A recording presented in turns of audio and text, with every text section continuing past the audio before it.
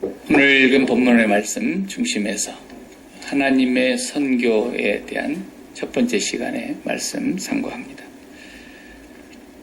교회에서 제일 많이 사용하는 말 중에 하나가 선교. 아마 어느 교회에서든지 제일 많이 사용하는 단어 중에 하나입니다. 그래서 선교라 하면은 단순히 그냥 복음을 전하는 것을 말하지 않습니다.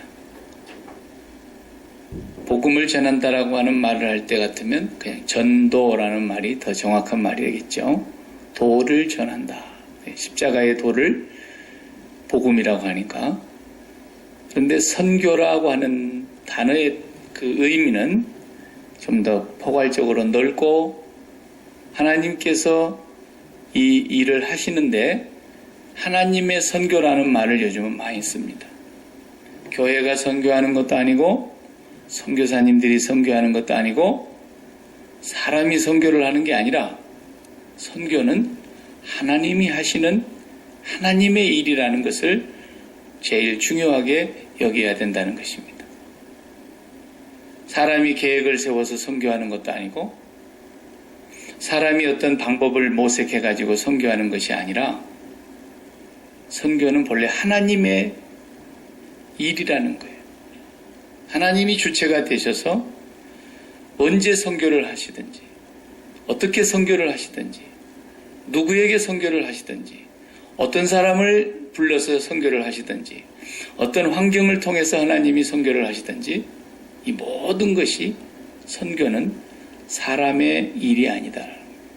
하나님의 일이라는 것을 성경은 말해주고 있는 것입니다. 그래서 선교사님들도 그런 걸 좀 잘 알았으면 좋겠어요. 현장에 나가 있는 선교사님들도 본인이 선교사라고 해서 본인이 선교하는 게 아니라는 것을 아는 것이 선교사의 첫 번째 자격입니다. 그걸 모르면 선교사가 아니겠죠, 물론. 선교는 하나님이 하시는 일이다. 그래서 선교사로 보내는 것도 정확하게 말하면 하나님이 뽑아서 선택해서 보내시는 겁니다. 나는 선교사로 나갈래. 이런 사람 중에는 두 가지가 있어요. 자기가 가고 싶어서 가는 사람이 있고 어떤 사람은 정말 하나님의 성령에 사로잡혀서 모든 직장이라도 혹은 가족이라도 혈육이라도 자기가 살고 있는 좋은 환경이라도 그런 것을 다 뒤로하고 버린 채 그보다도 훨씬 열악하고 위험하고 가난하고 불편하고 이런 곳을 향해서 기쁨과 감사함으로 나가는 그런 선교사가 있어요. 후자는 하나님이 보내신 분이에요. 전자는 하나님이 보냈다기보다는 자기 마음의 감정이 동해가지고 순간적인 어떤 기분에 나가려고 하는 사람들도 있어요. 그래서 단기 선교 해가지고 많은 교회들이 이렇게 선교를 나가는데 좋은 의미로 나가는 사람들이 더 많겠지만 그냥 구경 삼아 가기도 하고 어떤 사람은 여행 삼아 가기도 해요. 혼자 여행하기 불편한데 이제 선교하는 사람들 따라다니면서 여행이나 한번 해보자 이래서 가는 사람들도 더러 있어서 단기 선교팀한테 오히려 불편을 끼치고 현지 선교사님들의 마음을 상처를 남기는 그런 단기 선교를 하는 사람들도 더러 있더라고요.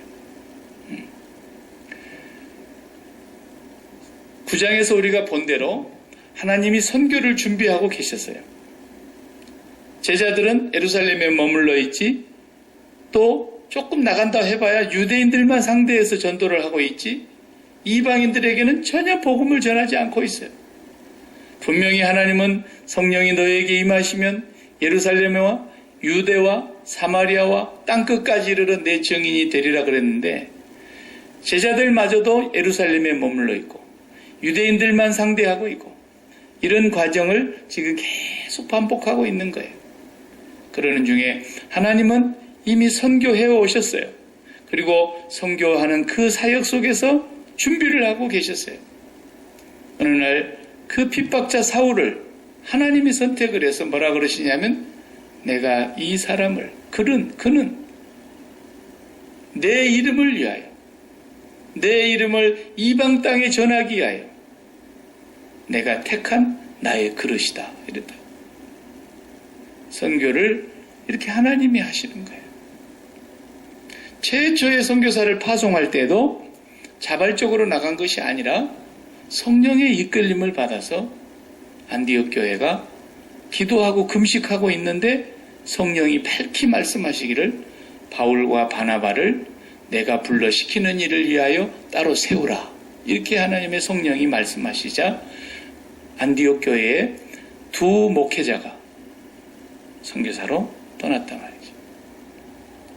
선교는 이렇게 시작이 되고 하나님의 전적인 계획과 준비 속에서 하나님이 사람을 뽑고 하나님이 그 사람을 훈련시키고 하나님이 그 사람을 보내시고 하나님이 보내시는 그 선교의 현장의 장소도 정하시고 거기 가면 누구를 만날 것까지도 하나님이 다 정하시는 거예요. 내가 찾아다니는 것 같죠? 그거 아니에요. 누구를 구원하느냐까지도 하나님이 다 결정하시는 거예요. 그래서 바울이 핍박을 받고 있을 때 밤중에 환상 중에 나타나셔서 바울아 두려워하지 마라. 이 도성에 내 백성이 많다. 그랬단 말이죠. 바울은 두려워하고 있는데 하나님은 바울을 통해서 그 도성에 하나님의 백성들을 구원하실 준비를 벌써 해놓으신 거예요. 전에도 제가 설명을 한 적이 한 번 있는데 전쟁이 일어나면 미국이 중동에 이라크하고도 전쟁을 했었고 그다음에 탈레반 정권들 이런 사람들 몰아내는 전쟁할 때 부시 대통령이 선전포고를 하는 거예요. 그 지역에 있는 외국 상사 주재원들 다 대피하시기 바랍니다. 외국에서 파견 나와 있는 그 나라에 있는 모든 대사관 직원들 전부 다 대피하시거나 복귀하시기 바랍니다. 그리고 자국민들 여행하고 있는 사람들 다 가서 빼내오는 거예요. 전부 돌아오라 그러는 거예요. 왜? 쑥대밭을 만들어 버려야 되니까. 폭탄이 어디 떨어질지 모르니까. 그리고 저쪽에서도 보복한다고 폭탄을 대사관에다 쏘는 날이면 우리 국민들도 안전을 보장 못하니까. 그래서 남아있는 자기 국민 하나도 없이 다 뽑아낸 뒤에 그리고 억울하게 피해를 당할 그런 외국의 상사 주재원들까지 다 대피하고 철수하게 한 후에 적들만 딱 놔두고 거기다 폭탄을 쏟아 부어버리는 거예요. 하나님이 마지막 때 이 세상을 그렇게 불로 심판하실 거예요. 새하늘과 새 땅을 하나님이 준비해 놓고 계시고 이 헌 하늘과 헌 땅은 끝나버리는 것인데 그때까지 하나님의 선교는 계속되어 가고 하나님의 백성들 한 명도 이 땅에 남겨두지 않고 다 구원해 내신 뒤에는 불로 다 태워버리는 거예요. 이 세상을 없애버리는 거예요. 그렇기 때문에 선교는 하나님이 때를 정하시고 시간과 장소와 대상까지도 다 결정하시는 거예요. 선교사는 뭐 하는 겁니까? 선교사는 하나님이 보내시는 그곳에서 하나님이 정한 사람들을 만나게 하십니다. 그리고 그들이 복음을 듣고 하나님의 백성들이 그 가운데서 회개하고 돌아오게 하는 추수꾼의 역할을 하는 거예요. 밭이 휘어져 추수하게 되었도다. 추수할 일꾼을 더 보내달라고 추수하시는 주인에게 그렇게 기도하라 그랬지 않습니까? 선교사님들은 가서 추수하는 거예요. 그냥 추수하는 거예요. 그래서 전부를 하나님이 준비를 다 하신다는 거예요. 빌립 집사님이 전도로로 나갔을 때 빌립아 달려가라 달려가라 마차를 타고 가는 이디오피아의 여왕의 그 국고를 맡고 있는 간다게의 네시 그 사람을 쫓아가서 네가 말을 붙여라. 전부 다 성령이 인도에 가시는 거예요. 그래서 하나님의 선교는 사람을 등용해서 쓰기는 하시지만 선교의 주체와 선교의 모든 것을 기획하고 이루시고 선교의 열매를 거두시는 모든 총체적인 일을 하나님의 선교라 그래요.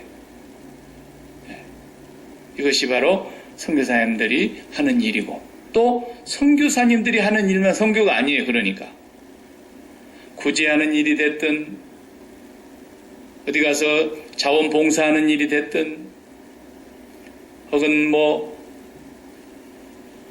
해외가 어떤 직장이 있어서 지사로 발령이 나서 파견을 받았든 내가 어디에 가서 무슨 일을 하고 있든지 간에 하나님이 나를 그곳에 보내셨다고 하는 것을 항상 의식하고 있고, 만나는 모든 사람들과, 나와 함께하는 모든 사람들과 연합해서 예수를 믿지 아니하는 사람들에게 하나님이 살아계신다는 것과 나는 하나님을 섬기는 사람이라는 것을 보여줘야 된다.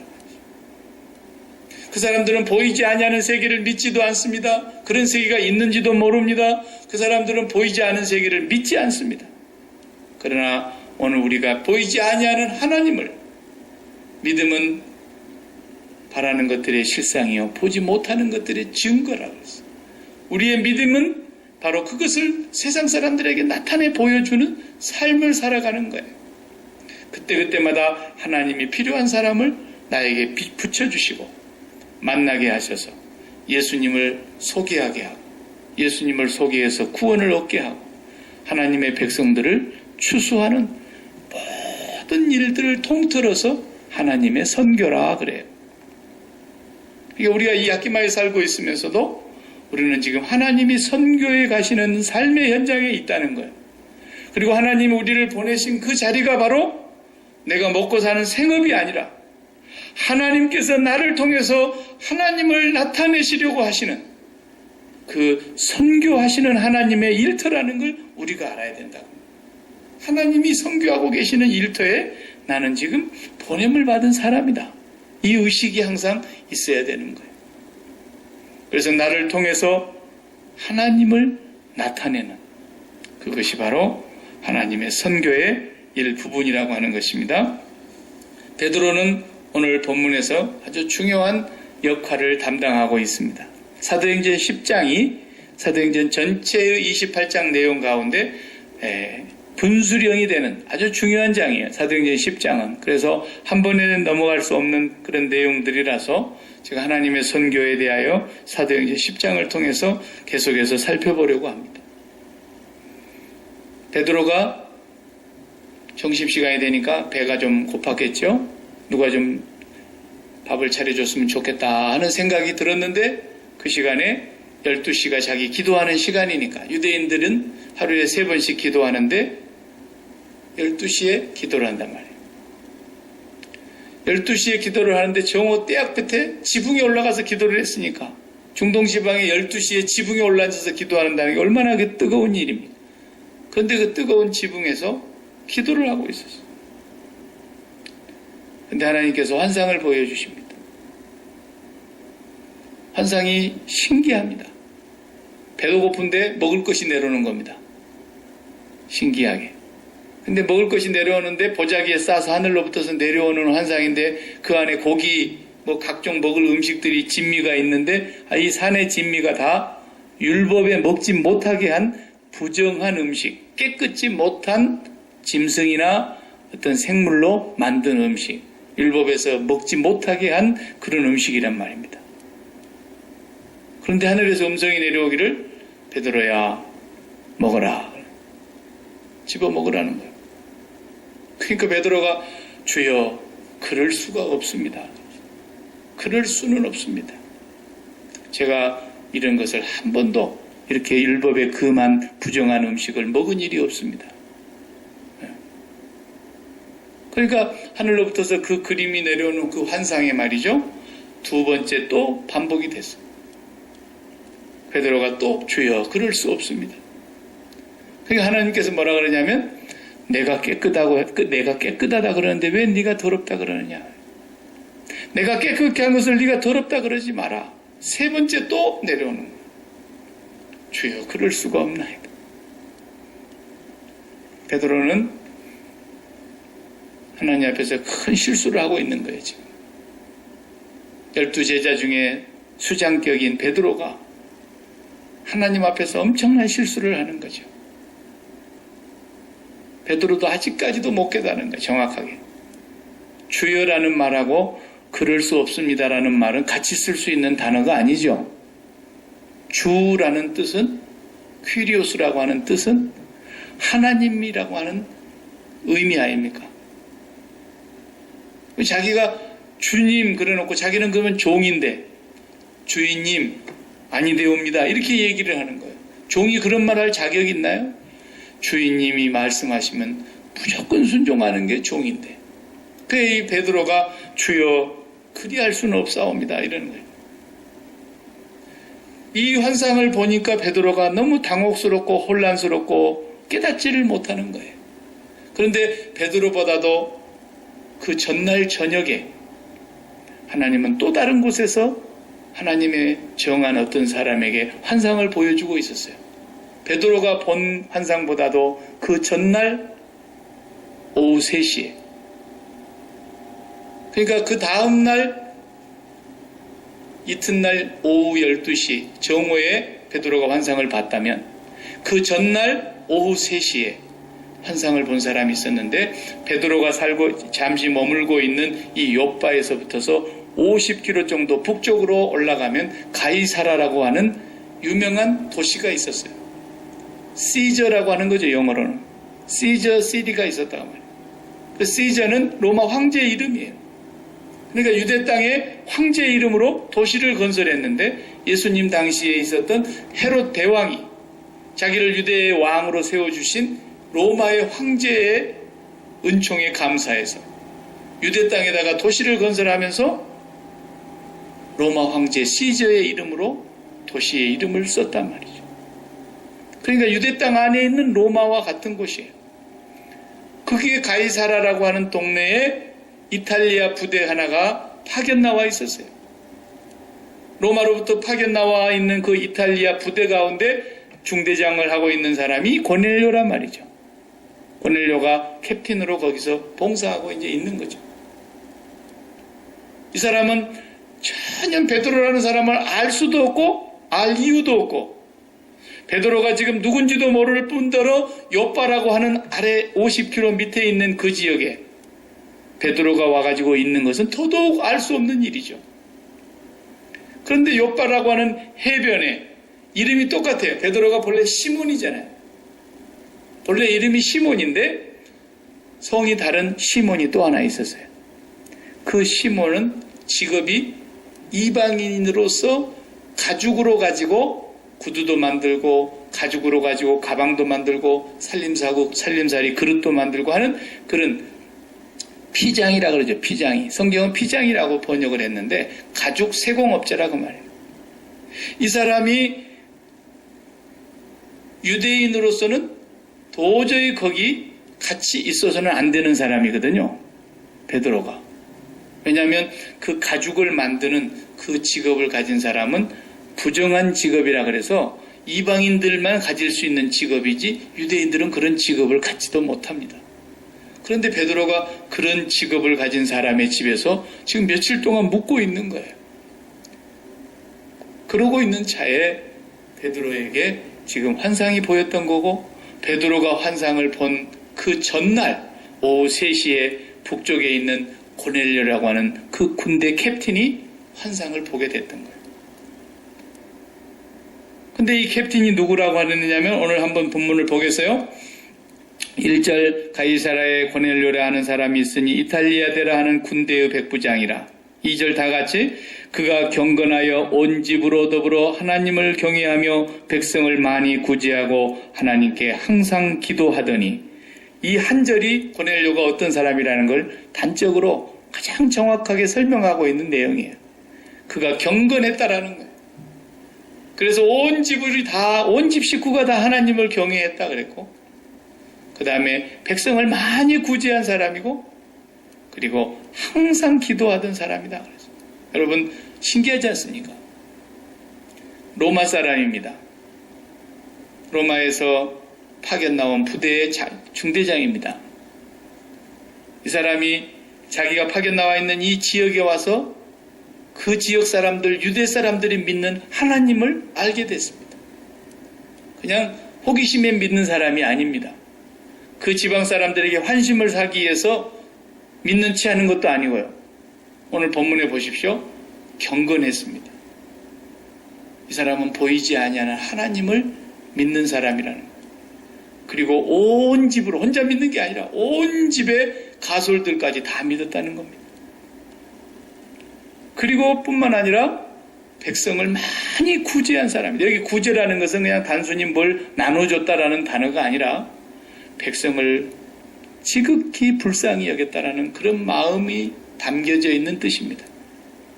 자기가 다스리는 그 지역의 유대 사람들에게 가난한 사람들을 극진히 사랑하고 돌봐줬다는 뜻입니다. 그리고 항상 기도했다라는 거예요. 고넬료에 대해서 이렇게 정확하게 표현할 수가 없다. 너무너무 고넬료 한 사람을 가장 정확하게 표현하고 있어요. 이 본문을 보면서 나를 아는 사람들이 나를 한 문장으로 표현하라 그러면 어떻게 표현을 할까? 그런 생각이 들 때다. 나를 아는 사람들이 나를 한 단어로 말하라 그럴 때 박일규 그러면 그 사람 이런 사람이었다. 길게 말할 것도 없이 딱 한 문장으로 고넬료를 말할 때 이 사람 경건하여 온 집으로 더불어 하나님을 경외하며 백성을 많이 구제하고 기도를 항상 기도하던 사람이다. 이렇게 표현해요. 그 사람을 볼 때 그 사람을 아는 사람들이 표현하는 그 한 문장이 그 사람을 얘기하는 거 아니겠습니까? 이완용 그럼 어떻게 해요? 그 사람이 뭐 나쁜 짓만 했겠습니까? 우리나라 구한말에 배수를 해서 나라의 정사를 돌보던 사람이기 때문에 그 사람이 평생 나쁜 일만 한지는 않았을 거예요. 좋은 남편이었을 거고 좋은 아버지였을 것이고 좋은 형제였을 것이고 좋은 아들 역할도 했을 것이고 좋은 이웃 역할도 했을 것이고 좋은 신하 역할도 했다고요. 그런데 이완용 그럼 우리가 뭐라 그래요? 다 잊어버리고 다 기억할 것도 없고 나라 팔아먹은 매국노 그 한마디가 그 사람을 그냥 딱 표현하고 있는 거예요.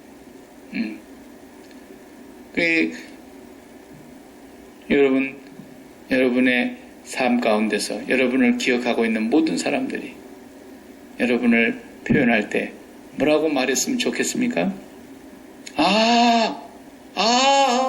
그 사람 말은 콩으로 매주를 쓴다 그래도 그대로 믿으면 안 돼.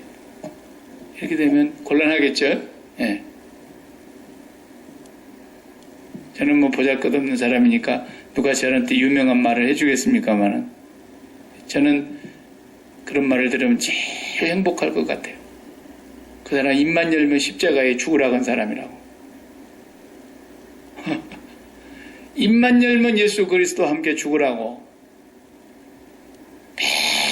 맨날 그 사람 똑같은 얘기만 했다고. 십자가에 죽으라고 그랬다고.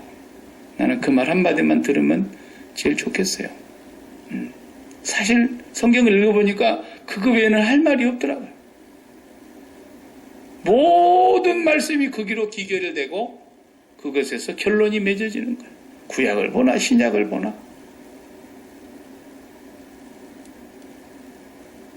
그런데 놀라운 것은 이방인에게 복음이 전달돼야 되는데 이방인들을 선교해야 되는데 하나님의 선교는 지금 그곳을 향해서 뻗어나가는데 제자들은 정작 베드로의 그 제자들 가운데 수장이라고 하는 베드로마저도 아직도 긴가민가 이러고 있단 말이죠. 지금 그래도 조금 베드로가 지금 변화되어 가는 과정이에요. 피장이 시몬의 집에서 같이 며칠을 먹고 있었다니까요. 거기 집에 들어가서도 안 되는 사람이 옛날 같으면 절대로 안 들어가죠.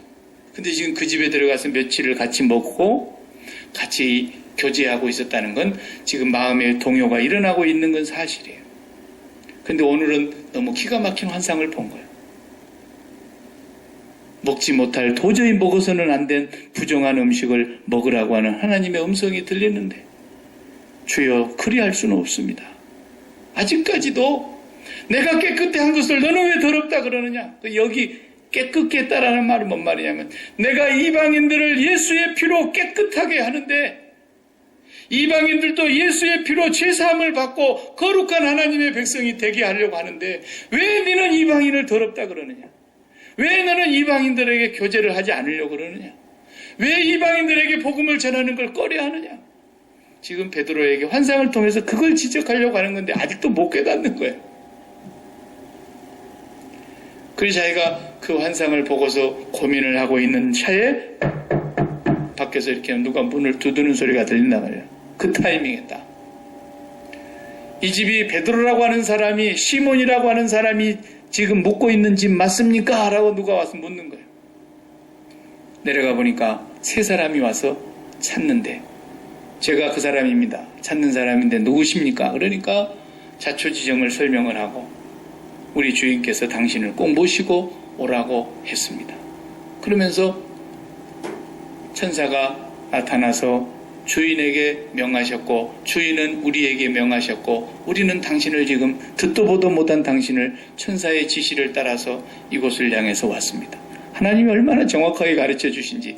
욥바는 해변에 있다. 해변에 거기에 욥바에 가서 시몬의 집을 찾아라.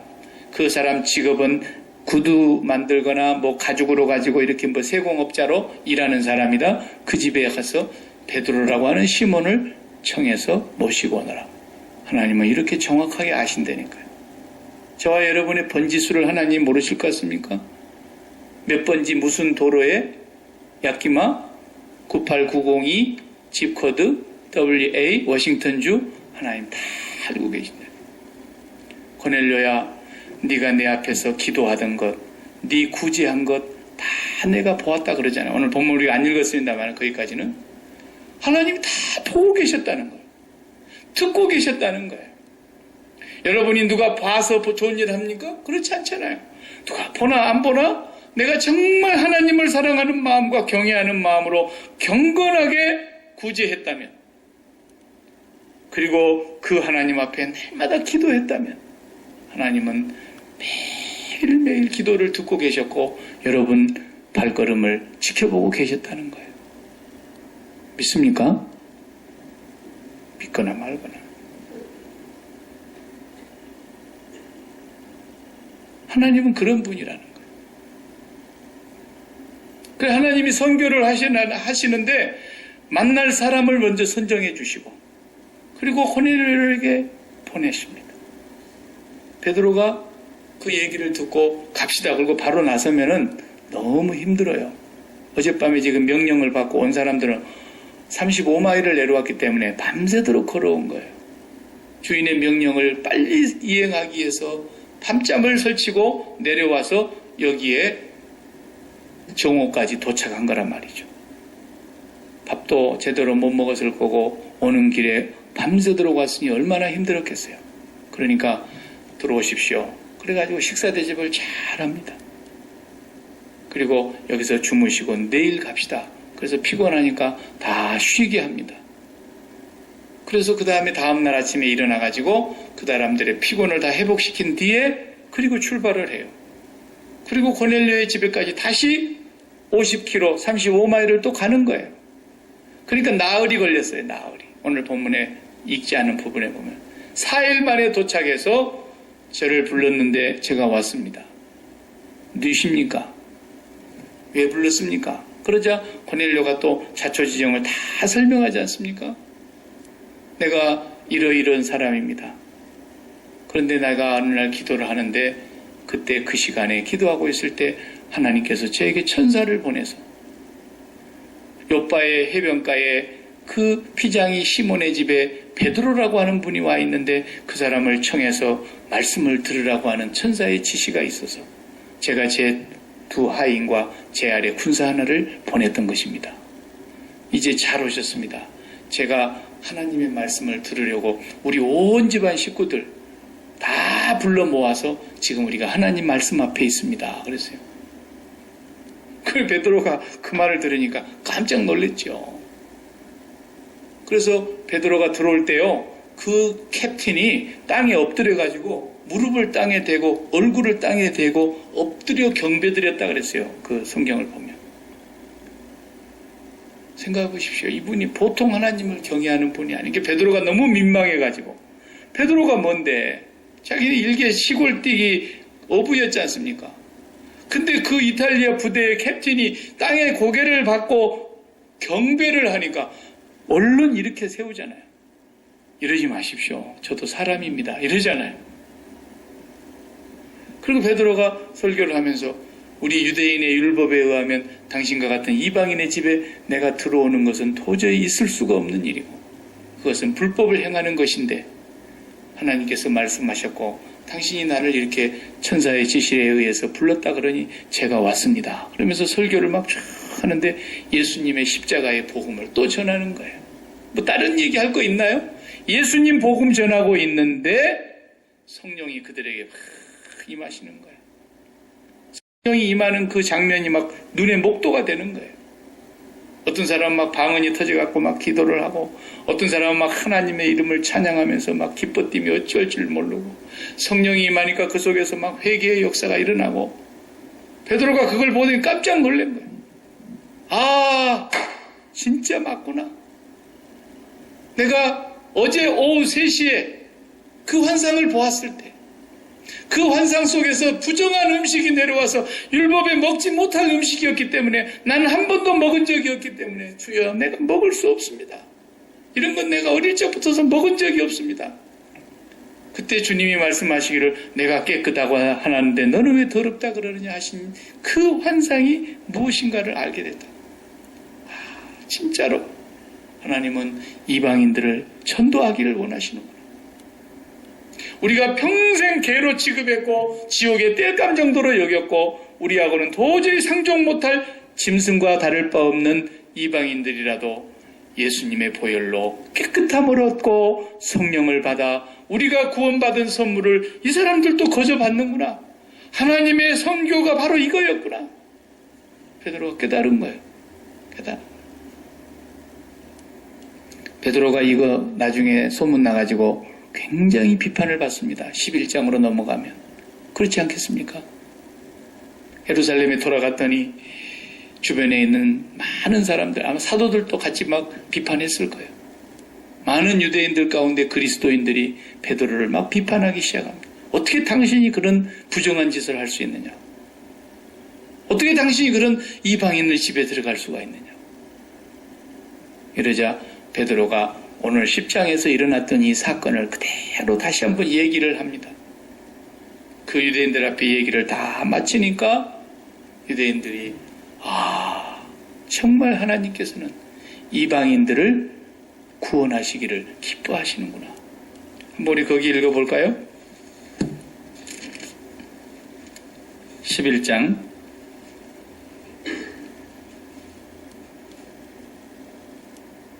18절 11장 18절 여러분 18절 읽어주십시오. 제가 17절 읽겠습니다. 11장이에요. 11장 17절을 제가 읽고 여러분 18절 읽겠어요. 그런즉 하나님이 우리가 주 예수 그리스도를 믿을 때에 주신 것과 같은 선물을 성령을 말합니다. 우리가 그리스도를 믿을 때에 주신 것과 같은 성령을 그 말이에요. 저희에게도 주셨으니 내가 누구간데 하나님을 능히 맡겠느냐 하더라. 베드로가 이렇게 말하자 다 같이 저희가 이 말을 듣고 잠잠하여 하나님께 영광을 돌려 가로되 그러면 하나님께서 이방인에게도 생명 얻는 회개를 주셨도다 하니라. 그동안에 베드로를 막 비판하고 오던 사람들이 잠잠하게 입을 다물었어요. 오히려 하나님께 영광을 돌리면서 하나님께서 이방인들에게도 생명을 얻는 회개를 주셨군요. 다 깨달았다는 거예요. 이것이 하나님의 선교예요. 하나님의 선교. 성경을 보시면 지금부터 우리가 이제 사도행전 끝날 때까지도 계속해서 보실 겁니다만은 사람이 선교하는 것이 절대로 아니에요. 베드로도 자기가 선교한 게 아니라니까요. 선교할 대상자, 선교할 장소, 선교할 시간, 선교할 수 있는 환경, 선교할 그 사람까지도 하나님이 다 정하시는 거예요. 여러분 그러니까 매일매일 누구를 만나면 우연히 만난다고 생각하지 마세요. 아는 사람을 만나든 모르는 사람을 만나든 여러분이 그 사람을 만났을 때에 성령과 촉감이 민감해야 돼요. 하나님 오늘 내가 누구를 만납니다. 약속되어서 만난 사람 같으면 그 사람을 놓고 기도해야 되는 거예요. 기도하면서 나를 통해서 하나님의 영광을 보게 해달라고, 나를 통해서 그리스도를 보게 해달라고. 그리고 기도하고 사람을 만나면 나는 그것만 하는데 내가 실상하려고 하는 일은 다 잊어버리고 나는 그것만 잘하는데도 하나님은 내 일을 해주신다니까요. 그게 사도행전이고 그것이 성령의 역사고 그게 기독교의 역사고 기독교인의 삶이라는 거예요. 그러니까 항상 사람을 만날 때나 또 우연히 만난 것 같은 사람, 아는 사람인데도 한 3년 만에 만난 것처럼 오랜만에 만나는 사람. 왜 만났을까요? 뜻없이 만난 사람이 한 명도 없어요. 분명히 성령과 깊은 교제를 하며 매일매일 성령의 음성을 듣고 살려고 기도를 쉬지 않는 사람은 그 만나는 과정 속에서 하나님이 왜 만나게 하셨는가를 알게 하신다. 우리는 그것에 촉감이 살아있는 사람이어야 돼. 이게 경건한 사람이라는 거예요. 경건한 사람. 이것이 바로 하나님이 선교하시는 방법이에요. 그러니까 베드로가 바울이 아무리 아시아 지역으로 선교를 하려고 가보려고 해도 안 되는 거예요, 이게. 아시아 지역으로 선교를 하러 분명히 출발했으면 우리나라까지 왔을 가능성이 있어요, 바울이. 걸어서 배 타고. 근데 아시아 쪽을 향해서 하나님은 문을 닫으시는 거예요. 길을 열어주지 않으시는 거예요. 성경에 뭐라 그랬어요? 성령이 아시아에게 복음을 전하지 못하게 하시거늘 성령이 막아버린다니까. 선교는 사람이 하는 게 절대로 아니라는 거예요. 바울이 계획을 세웠기 때문에 되는 것도 아니라. 그러다가 간절히 또 기도를 하고 있는데 밤중에 환상 가운데 정신이 멀쩡한 가운데 마게도니아 사람 하나가 손짓을 하는데 와서 우리를 도와주세요. 그런단 말이에요. 아, 성령께서 우리를 마게도니아 유럽으로 가게 하시는구나 하는 것을 인정했다 그랬어요. 음성을 들었다가 아니에요. 성경에 보면 인정함이러라 그랬어요. 아, 저 환상을 보여주는 거 보니까 하나님께서는 아시아 쪽이 아니라 유럽 쪽이라고 말씀하시는 것이라고 인정했다는 거예요. 그리고 간 거예요. 갔는데 어디로 가요? 막연하잖아요. 빌립보로까지 들어갔어요. 마게도니아 첫 번째 도시가 빌립보니까. 빌립보에 들어갔는데 어디서부터 해요? 몰라요. 바울이 안식일을 맞이했는데 사람들이 있는 곳으로 가려면 당연히 유대인들의 회당에 가야 될 거 아니겠습니까?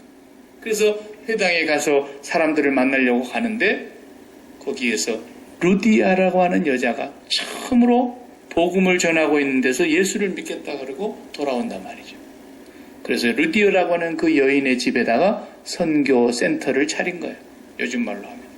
그래서 거기서부터 선교가 시작됩니다. 생각지도 않는 일이 또 벌어졌습니다.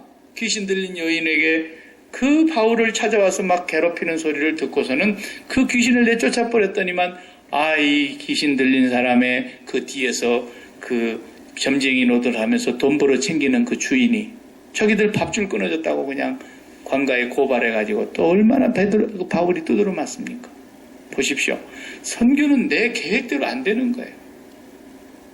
핍박을 피해간다고 해서 피해지는 것도 아니고요. 좋은 일만 있는 것도 아니고 기가 막힌 억울한 일을 당하는 거예요.